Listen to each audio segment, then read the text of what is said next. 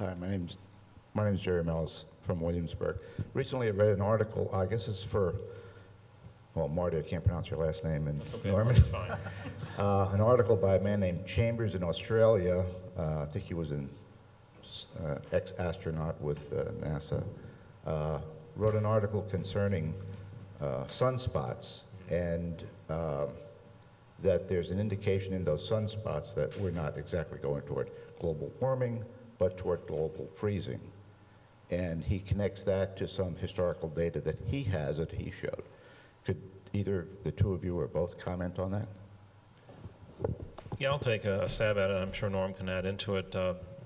Yeah, we can look back, and there have been times, and people have tried to correlate solar variability, and sunspots are an indication of that.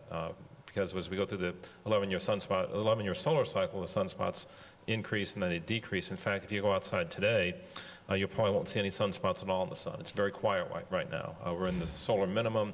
Right now we're going into the next phase. It's actually taking a longer time to ramp up. But what we're still looking for is what the mechanism would be by which those variability would control the climate. You can find correlations in a lot of different things.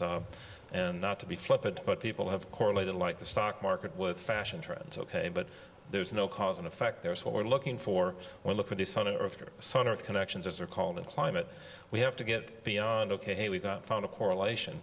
We have to get beyond what's the physical mechanism. And when we look at the solar variability, there's not been in recent times enough change in solar output and the amount of energy, actual total energy coming out of the sun, to really have the type of climate influence that would be implied by either cooling or warming.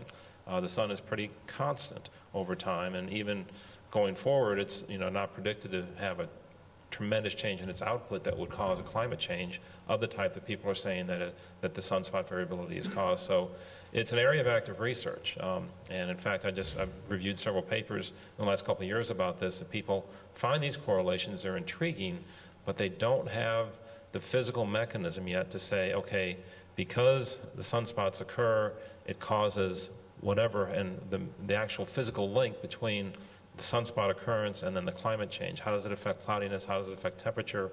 We don't have a mechanism put out there.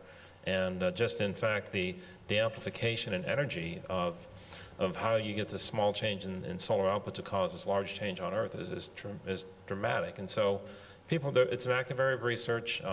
And people are trying to go, though, from finding these correlations that exist to actually what are the physical mechanisms, what could cause that, beyond just, hey, this has happened, and so, hey, we're going to get global cooling now instead of global warming. I mean, it's speculation, but it's not based in physics. And I think that's a real important aspect, because you hear a lot of people talk about skeptics, as they're called, on global warming. But people say, hey, it's not CO2 increasing, it's other things, or it's not going to happen at all. But they don't have a physical model which they can show why that happens. They'll look back at these correlations. They'll look back at something that may have happened, but we don't know why. And all the global warming models are based on physical, very, very detailed physics of the Earth and the atmosphere.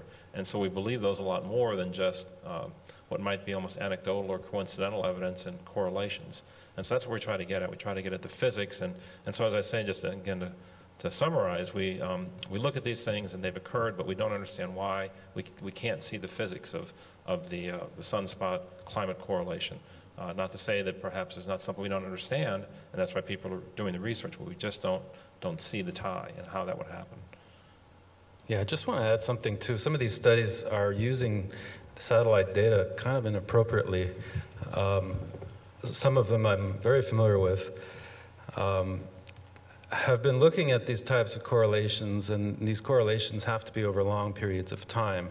And that's a real challenge to get an observational system to give you the stability you need to be able to do those types of things over a long time. And the studies I'm familiar with were using kind of weather satellite quality data, which is nothing like climate quality. And they have a lot of artifacts in their way of inferring things like low cloud cover. And so people that aren't familiar with some of these artifacts grab these data, correlate A with B, and come out with a paper and say, hey, this is what's going on. But the people that are producing the data at NASA or elsewhere have been very critical of the use of the data. We're very careful about what we say, what you can do and what you can't do with these data. And often that's ignored, and it gets into these types of analyses, and it's kind of sad to see. We kind of cringe when we see it, but it happens.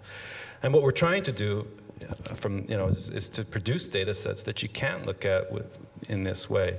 And that's a real challenge too, because it takes a really strong commitment by the society to invest in the kinds of satellite instruments that give you the climate quality over a long time period.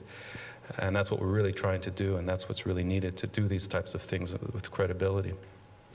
Yeah, and let me just add just briefly to that, what Norm's talking about in terms of climate quality versus weather quality.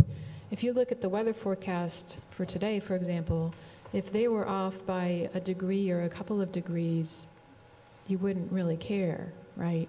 You would still be wearing your t-shirt or whatever. But for climate quality, we need to know that to 1/10 of a degree. And if it's off by 1/10 of a degree, it matters. You had a question? What all do you think would be the most beneficial thing that human beings could do to slow down global warming?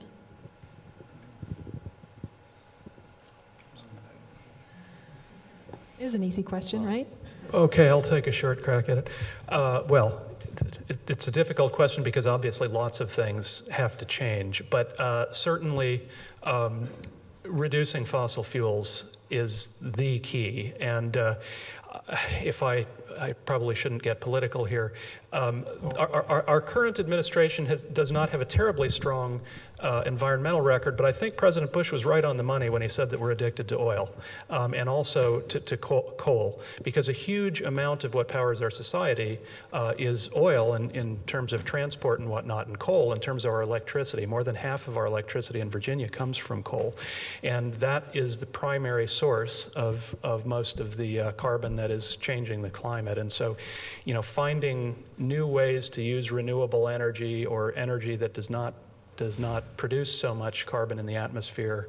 I'm not sure if that's one thing or not, because that entails basically a whole-scale reorganization of our economy and society, but that's clearly the key, in my view. I'll just add maybe a tangential comment. I think it's important that we move on with this quickly because, Norm showed the figure there showing the CO2 increase, and there's already an amount of warming that's going to occur that even if we stop, of course we can't stop, putting carbon in the atmosphere today, but even if we stop today and stop that growth, there's still going to be a lot of warming that occurs because the lifetime of CO2 in the atmosphere is so long, it's a century or more. And yes, the ecosystem does take it up, and there may be a limit to that, though. And so, it's a centuries type problem that we're dealing with. It's not just something we're going to end today, but it's even if we did, though, it's going to be around for several more generations. And so I think we have to understand it's a legacy that it's not just for us today or 20 years from now. It's a legacy we're leaving for really our great grandkids and beyond.